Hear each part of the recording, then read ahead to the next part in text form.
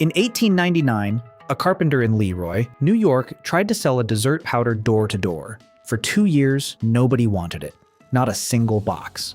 He gave up and sold the entire business, name, formula, everything to his neighbor for $450. His neighbor tried too. Failed again. Got so desperate he offered to dump the whole thing on his plant manager for $35. The guy said no. Then one idea changed everything.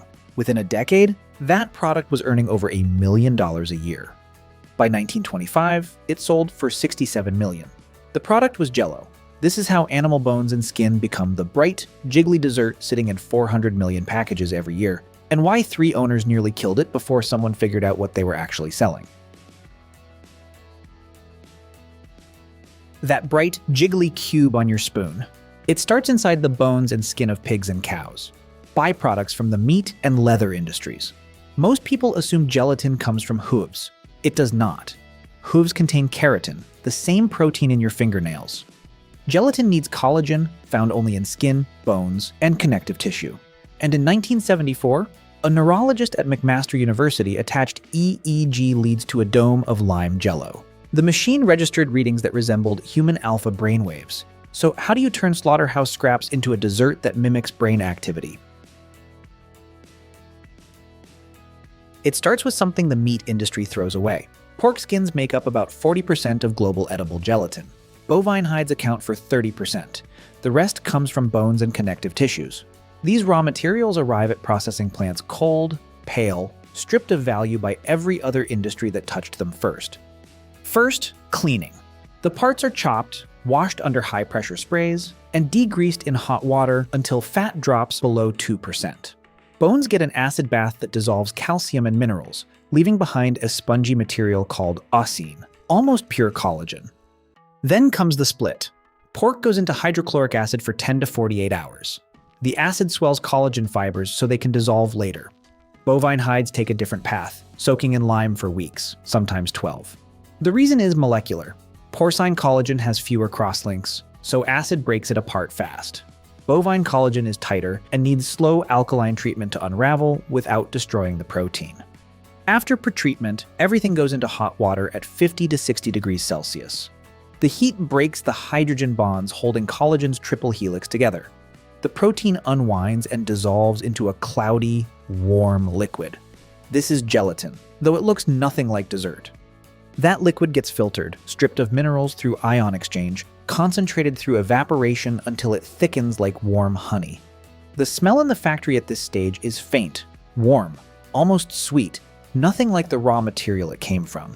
Then comes the strangest step. The concentrate is extruded through chilled nozzles into long translucent strands, jelly noodles. They dry on mesh belts in sterile rooms, turn brittle, and get ground into powder. At this point, colorless, odorless, tasteless, pure protein. Nobody would connect this to the dessert in their refrigerator.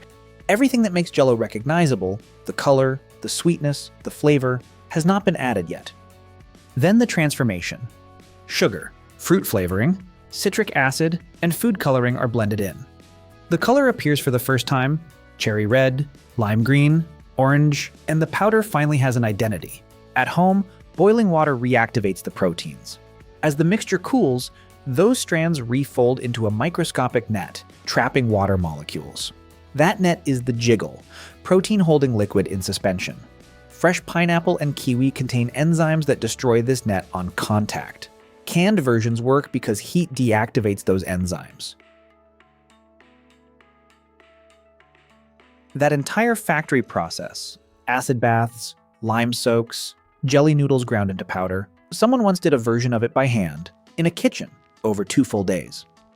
Before 1845, gelatin desserts belonged to the wealthy. Making them meant boiling calves' feet for hours, straining the liquid through cloth, and hoping it set. Only households with kitchen staff attempted it. Serving a gelatin mold at dinner meant you had the time, the labor, and the money. Peter Cooper changed the equation. Cooper, the man who built America's first steam locomotive and founded Cooper Union, patented a method for producing powdered gelatin from animal bones. A dry, shelf-stable powder that needed only hot water. He called it portable gelatin. Then he did almost nothing with it. The patent sat for 50 years. In 1897, Pearl Waite, a carpenter and cough syrup maker in Leroy, New York, bought Cooper's patent and started experimenting.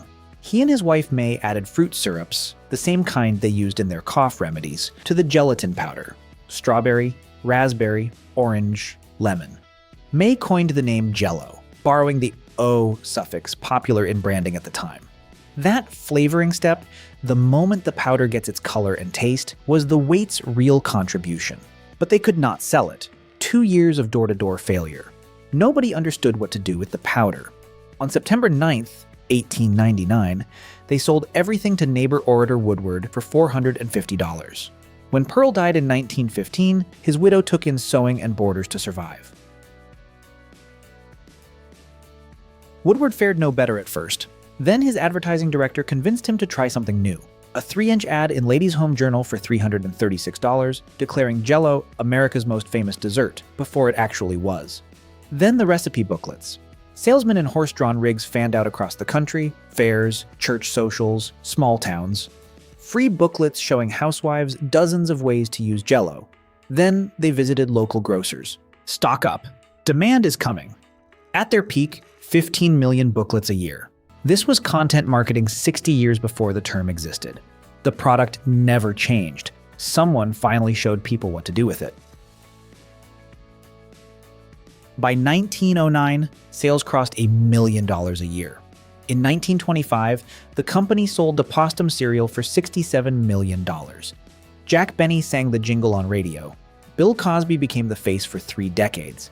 Then the culture shifted. Julia Child brought French cooking. Congealed salads looked dated. Sales peaked in '68 and fell for 20 years. But here is what stays with you. The powder inside every box has barely changed since 1897. What changed 3 separate times was whether anyone understood it. Cooper did not. The Waites did not. Woodward almost did not.